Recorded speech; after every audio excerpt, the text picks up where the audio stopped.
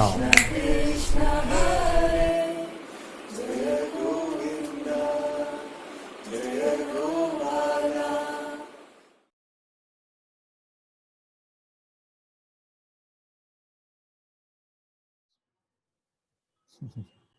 Bhagwan said something very beautiful. Bhagwan Sri Ramana Maharishi said that you cannot practice the truth.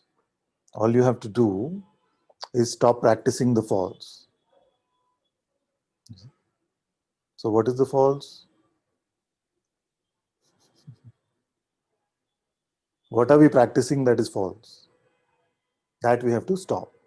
Very clear direction from the Maharishi, no? Very, very clear. So if awareness is the truth, we don't need to practice that. It must already be here.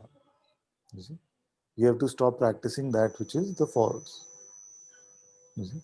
So what are we practicing now, which we have to stop doing? And that might take some practice. You see what I'm saying?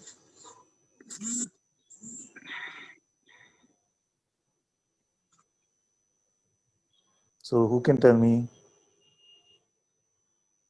what do we practice which is false?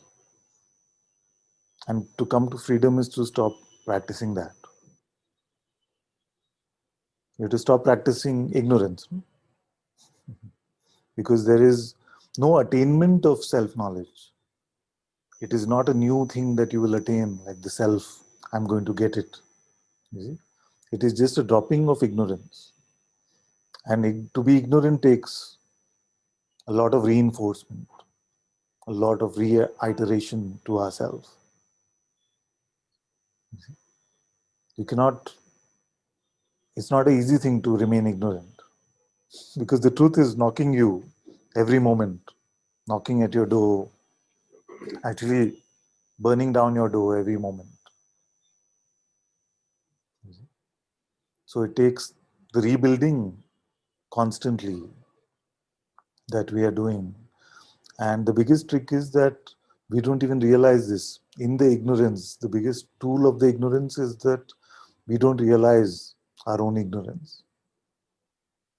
You see? So it's able to build a door on that basis.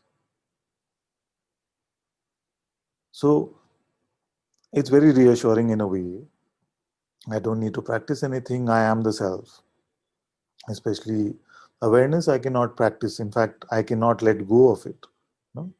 But I'm still going to honor the question and say, okay, so if the self is always there and the self is pure awareness, then how do I stop practicing the false, which seems to get in the way, seems to only get in the way of the recognition of our reality, which is ever present. So let's clarify this once properly. You see? What does Bhagwan mean when he says, all we have to do is stop practicing the false? So right now, we have an advantage because right now, not because you're in satsang, but because every moment is like that. You see, you have an advantage because you're completely free right now. Don't wait for any mental confirmation of that. I have told you for now, and that is enough for now. You are free right now. Okay. This is the self, this is awareness already. There is nothing you can do to change that. You are the self. Okay. Now, try to practice the false. Today we are here, our project is reversed. We're not going to practice the truth, we will try to practice the false. Okay, you're too free right now. Come on, get bound again. You see? Get bound again. How you do it?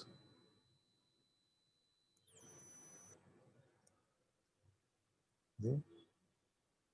Still all of you looking too free right now. Come on, make some orange juice in your head.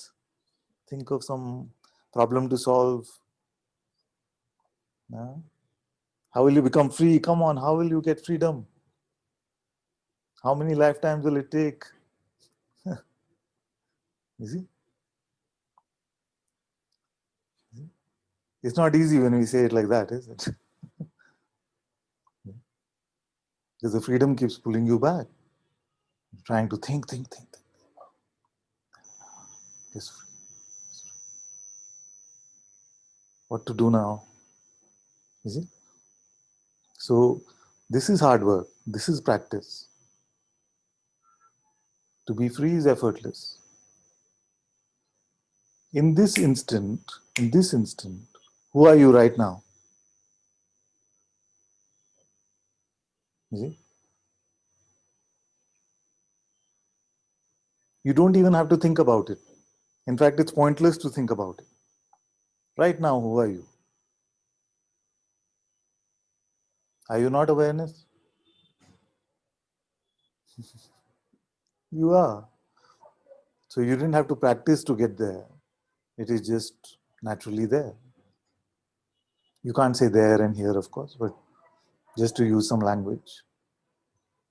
You see? Now, you figured out how to practice the false? No? So you're just too free, is it now? Let's see.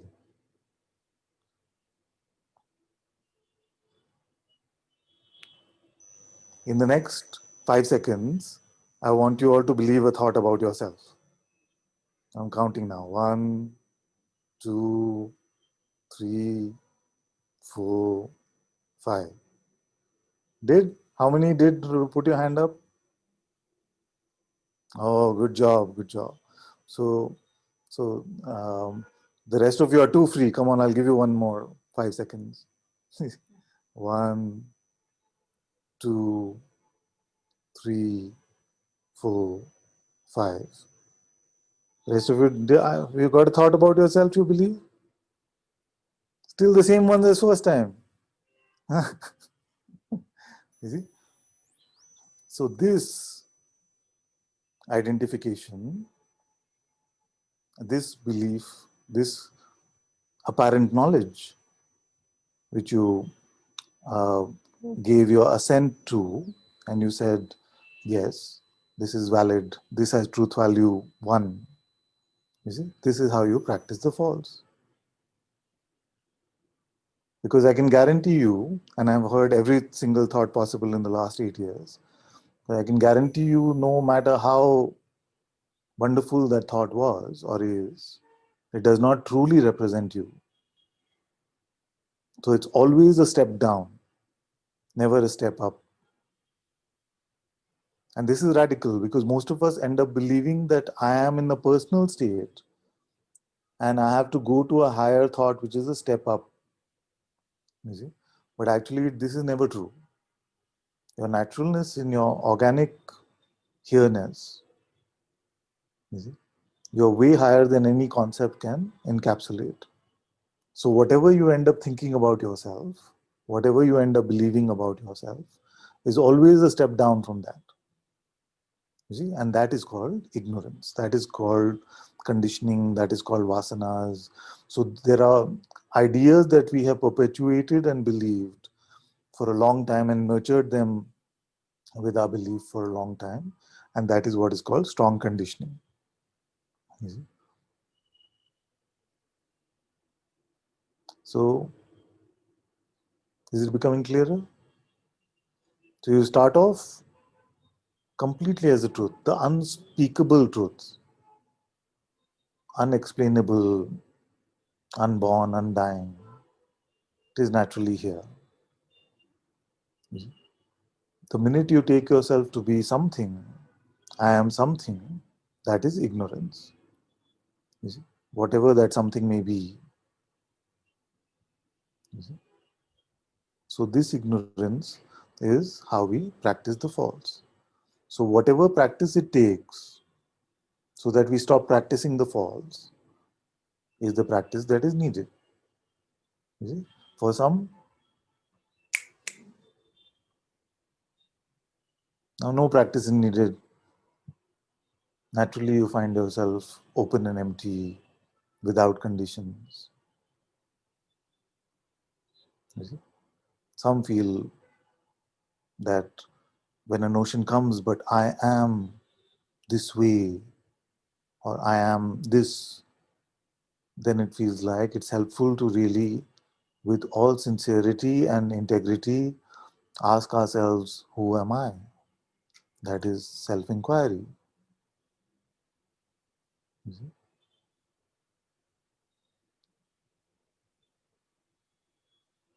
Just to check, to inquire into our true nature, and whatever we may perceive in the inquiry, to ask, what witnesses that, or who witnesses that?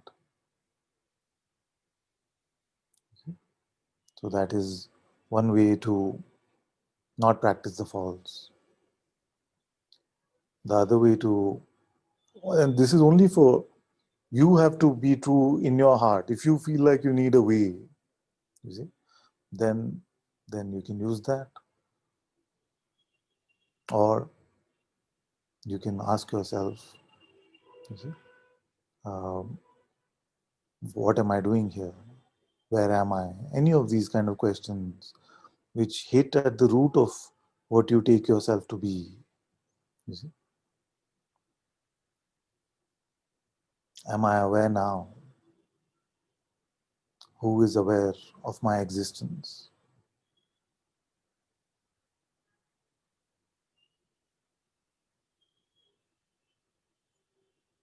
What do I know when I know nothing?